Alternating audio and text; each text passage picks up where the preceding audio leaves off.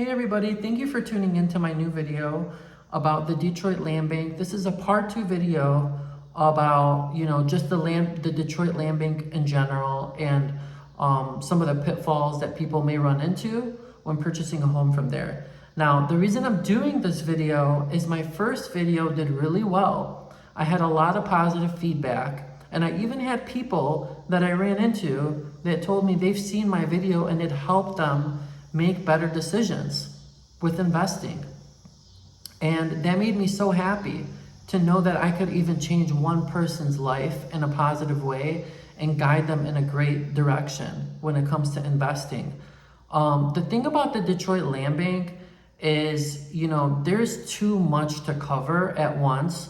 So I have to really break it into different parts because I wasn't able to get the full explanation of how they operate in the first video.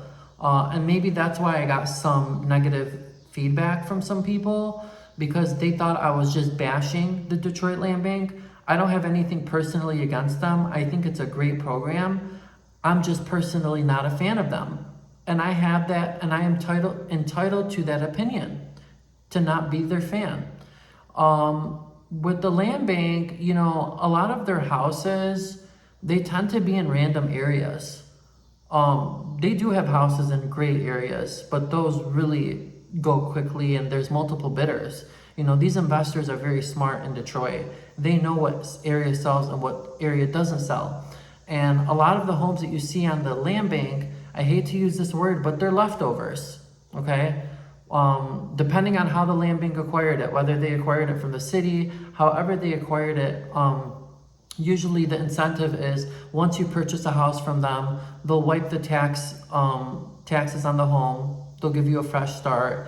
You purchase it through their program. They give you 6 months. You can ask for an extension, the whole 9 yards, right? Great opportunity, right? But not for people that are new to the investing game, okay? And that's what happened to me. I made a huge mistake, but the house that I bought from them was actually in a great area. It was on Van Dyke and East Warren Avenue, which was an up and coming area at the time. It wasn't so great at the time, but I knew that it could eventually be worth more money later down the line. So it was a duplex, and I have never been to Detroit at that time, actually. I ended up selling it to my friend, Ken, who is now my friend. He's an investor from Florida and he buys and sells many homes. And he just really is a smart, decent guy. And he bought it off of me. And, I didn't necessarily lose money, but he basically told me, look, you want to be done with this house? Here's the check. Just give me the release of interest, right? I didn't even know what a release of interest was at that time because I'm thinking, I just want to get rid of this house. So what do I have to do to get this release of interest, right? So I did whatever it takes because I needed that document because that document frees you from the lien that the Detroit Land Bank has against the deed, right? Because they have a lien of interest in a way against you regarding the property. So once you get that cleared up, once you get the release of interest, you can go ahead and get it insured, or you can just sell it on a quitclaim deed. And that's what I did. I sold it on a quitclaim deed, and I believe my friend paid me $9,000 with the taxes that I owed included. And I didn't lose any money, but it was a very terrible mistake. I was supposed to sell it to these investors from Ohio on land contract terms, and I ended up backing out because I wasn't comfortable with them. I was very comfortable with my friend. He has been an honest guy since the first day I met him. And it's been about maybe 6 or 7 years, since 2018. Do the math on that. I'm not really sure, 7 years probably. So, there's so many ways in Detroit where you can make money. And I feel like the Detroit Land Bank is just another way for, people to start small and, put that deposit of $1,000. But a lot of people think that's all they have to pay in the beginning. There's other fees that come with it. And I ended up paying like about maybe $4,000 or $5,000 because I was bidding against other people. And they will email you once you win the bid, The amount that you submit is basically non-refundable, and there's no refunds. Like once you win the bid, like there's no refunds, basically. So you're stuck with the house. Now, a lot of people have come up to me and asked me if I can help them sell their land bank house, and I decline because they don't have that release of interest. And I don't feel like selling homes that are contingent on the release of interest. I really ask all my clients to get that document before they even discuss selling it, because it's a waste of time. You know, a lot of people don't want to deal with land bank homes that are already purchased from somebody because they don't want to end up losing it to the land bank. A lot of people think, oh, once I sell it to somebody else, that's it. No, that's not how it works. They're still going to follow up with you and make sure that you're doing the repairs. And if you're not, guess what? They can still take the house back. A lot of people don't understand that. Okay. Now, I did get a discount when I bought it from them. And it's like you take a first-time home buyer class and you get like some kind of a discount on the price. And, you know, that was nice. I think I bid like maybe $4,500, so I got 10% off. So do the math. Maybe that's $450, right? Okay. Yeah. I know a lot of people, you know, they're anxious. They want to make money, and they're like, hey, why not? Detroit is a cheap place, right? But we have to learn about, you know, when we're investing in a market, we have to learn about it. We have to learn about the city. Are they strict? Do they give people, you know, petty fines? I know there's a fine that, you know, they give you to people in Detroit for peeling paint, which is so silly, in my opinion. You know, that shouldn't even be a thing. But, you know, it is important at the same time because lead-based paint is hazardous. But they take advantage of that. Instead of educating people, they're like, let's slap another ticket on this person's house.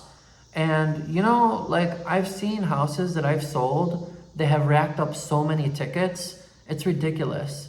So Detroit is not landlord friendly, okay? I'm just gonna be honest. That is from my experience. I am not trying to discourage anybody from investing here. We really love out-of-state people, and we are open, and we are very, very hospitable here in Detroit. We're very friendly people. And, you know, we believe in entrepreneurship. We come from, you know, the big three, Chrysler, and we're in the automotive, you know, industry here. My brother works for GM, and, you know, we love business. We love industries. We love people bringing their businesses here. But because Detroit is such a hot topic, and because our properties are appreciating so quickly, I really, really urge people to do their due diligence before just throwing their money here, okay? Associate yourself with a good real estate agent like myself that's been here my whole life. Like, all it takes is a quick call, guys. It's a free consultation. If there's a house that you're interested in, you pick up the phone, we get to know each other. I can send you a list of comps in that area, and we can go over whether it's a good investment or not. And this is what real estate agents are for, and a lot of people don't utilize that. They believe people on the street. They'll say something, well, my neighbor says this, or my aunt said that, and I know my house is worth this. You never know what your house is worth, okay, at the end of the day. It really is dependent on several factors. And the market can appreciate one day, and the next day, you know, nobody might be buying. Or maybe people are waiting for their tax returns. You never know what the situation is. So you really have to take your time, think it over, and, you know, especially if it's your first investment, guys, you really, really need to be careful. And don't trust a random person on a street like a wholesaler, okay? If you don't want to go the Detroit Land Bank route and you do want to invest, wholesalers are not people that you can trust. The reason I'm saying that is because of my own personal experiences. I'm not hating on their hustle. For a lot of people that don't know what wholesalers are, there are people in Detroit, and there are people in, you know, that sell the Detroit market, that sell markets that tend to be cheaper. like Pontiac, Detroit, Inkster, they tend to go for lower end markets like that, lower priced markets. Sorry, I don't want to say lower end because there are luxury homes in these areas. You know, they're just not somebody you can trust, and I don't understand why so many people don't use a real estate agent. It's really a good investment. Like, I helped somebody buy and sell 3 homes within 2 years. This guy thanks me on a weekly basis for how much I have changed his life. He said that what I did for him is worth way, way more than what I was paid. Okay? I changed this guy's life. He used to live in Detroit and he used to get harassed by his neighbors. And he just wasn't comfortable. He didn't want to live there. And Detroit is a great place, like I said, but he outgrew it. We moved him out to Ecorse, and now we're selling his house in Ecorse. So that's 1, 2, 3 transactions already. So don't underestimate what a real estate agent can do for you. Secondly, if you do decide to do it on your own without a real estate agent, you can. Okay, I'm not saying that a real estate agent is an absolute must. They're not, but it's a good insurance to make sure that nobody's gonna screw you over. A lot of people in Detroit are very clever, and there's a lot of landlord scams, there's a lot of quitclaim deed fraud. There's so many scams that happen, and you know, I wanna do a video with the title company so they can break down all these scams to you guys, because a lot of people don't understand how vast it is, okay? I'm only naming 2 or 3. So maybe in my next video, I will do a video about, you know, scams in Detroit, specifically when it comes to deeds, okay? Now, I definitely want to do this video as a way of trying to get to know the people in Detroit that are interested in buying the houses in Detroit, and, you know, just connecting overall with people and, you know, bridging that gap. Because a lot of people have questions. I still have questions. I've been in this business for 7 years, and there's still stuff that I don't know, and I try to educate myself every single day because I want to help everybody around me, because I want to make Detroit a better place to be.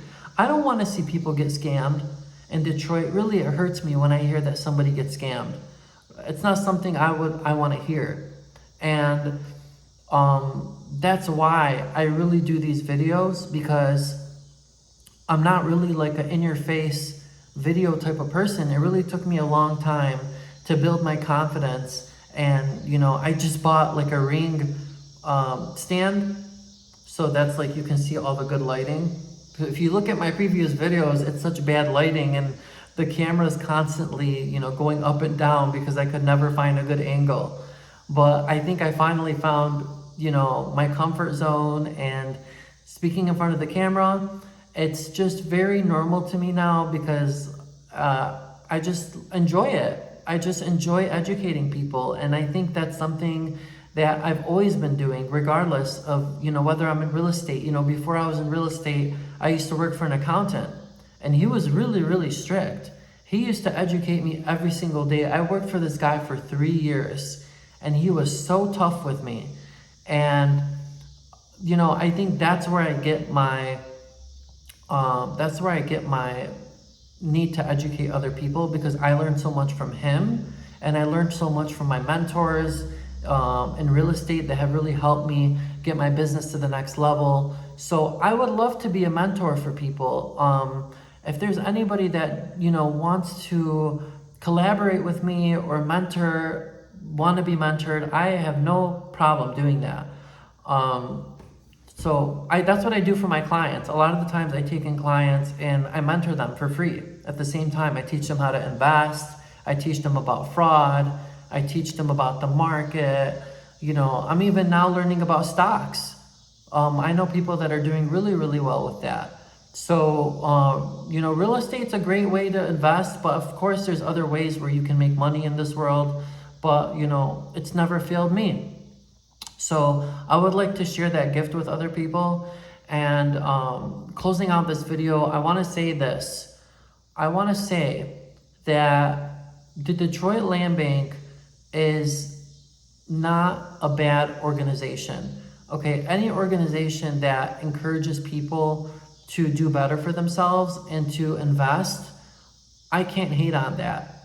Okay, my message is to people that think they know everything and think they have all the answers. When I tell you guys, when I got into real estate, I thought I knew everything. I was like, oh, this is so easy. Like, I did one sale and I was like, oh, I know it all. When I tell you guys how much information is out there and how many resources there are, you wouldn't believe, you know? So now, like, I'm educating myself. I go to the library, I read about books, how to manage my money, how to be a better real estate agent, how to negotiate. All these things are helpful, not only in my business, but in my private life, and has just generally helped me. So for anybody that, you know, wants to improve their situation and wants to be a better person, you know, YouTube is a great tool because, you know, the videos are free to watch, obviously, but, you know, just going to your local library and finding a good book and just, you know, immersing yourself in it and taking notes and, you know, getting something from that would really, really change your situation.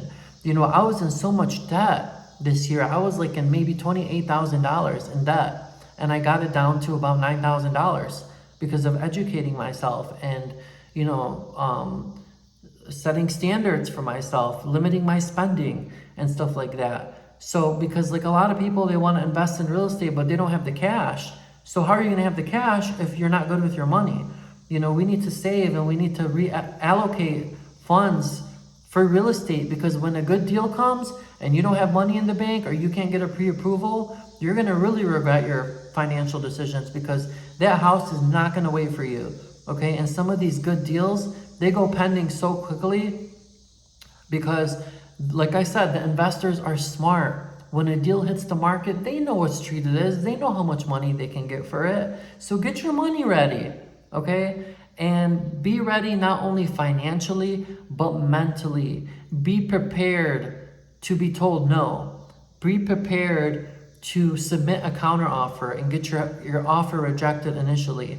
If you keep persisting and you keep persisting, eventually you're gonna get, you know, the best results, right? Because you keep pushing it, and, you know, at the end of the day, you have to wake up and want the best for yourself. You can't just, you know, hope for something good to come your way. You have to put in the steps, and, you know, from there you become a better person. So I'm going on my 8th house. You know, when I first got into real estate, I started with that little Detroit Land Bank house and really thought I was killing it. Man, you know, that's why I was just like, I wish I would have went back and somebody would have told me, you know, don't sell that house, sit on it, wait. You know, I would have just paid the taxes. Now it's worth over $200,000 at least, and I sold it for 10. You see? So patience is a really good, you know, trait to have. A lot of people, they just want to make money. I need to make money. And I have these investors and they call me, man, I buy 5 houses a week, 6 houses a month. I'm like, whoa, slow down. Like, it's not a competition here. Quality, not quantity. Okay? That's a big thing that people need to learn these days, because it's not a competition. Okay? Buying 5 houses a month is not a flex, in my opinion. I need to see what kind of houses you're buying. And I need to see how much they're worth in order for it to be a proper flex. But a lot of people are like, yeah, man, I own 20 houses. I'm like, kudos to you, man. Kudos to you. Because that's not my goal. I'm really focusing on quality these days. Okay? Because when you're young and you're in your 20s and you make your first check off of an investment, it kind of gives you like a rush. It's similar to going to a casino and winning the slot machines. You win $1 million and you're like, how can I turn this million into 10 million? You do that by taking your time, being patient, educating yourself, making good decisions, seeking out mentors. So the bottom line of this video is I really want people to take their time when investing in real estate, whether it's through the land bank, whether you want to acquire a real estate agent, whether you want to be a real estate agent yourself, whatever your goals are, okay? Take your time, be smart, and that wraps up this video. I really just did this video for you guys, you know, based on how I'm feeling at the moment. If you guys have any type of questions, please feel free to leave it in the comments, and I will be sure to get back to you as soon as possible. Thank you so much for watching this video. I wish you guys a blessed day. Thank you. Have a good night. See you guys on the next video.